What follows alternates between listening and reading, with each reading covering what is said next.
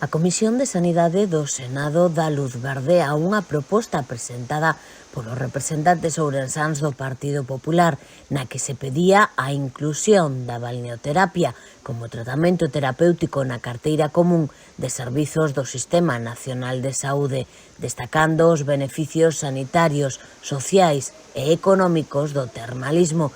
especialmente nas áreas rurais e de reto demográfico, que é onde se atopan a meirande parte dos balnearios. A moción do PP, apoiada por todos os grupos agás o PSOE, que se abstivo, pon énfase nas ventaxas sanitarias que ten a balneoterapia, especialmente en pacientes crónicos, a redución no uso de fármacos,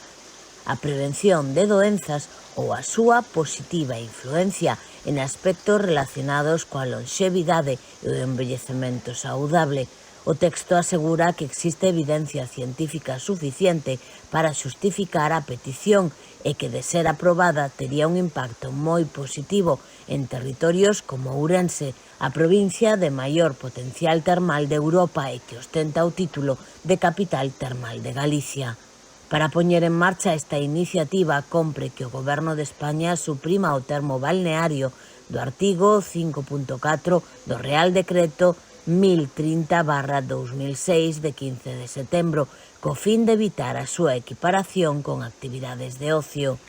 Os representantes populares no Senado incidiron no atraso de España nesta materia fronte a outros países onde a balneoterapia xa forma parte do sistema de saúde, como en Francia, Alemaña, Italia ou mesmo Portugal. A moción do Partido Popular tamén incluía unha petición dirixida ao Goberno Central para que solicite un informe previo á Rede Española de Axencias de Avaliación de Tecnoloxías Sanitarias, co fin de que sinale as indicacións aprobadas para o seu uso con base na evidencia clínica, a seguridade e a eficiencia.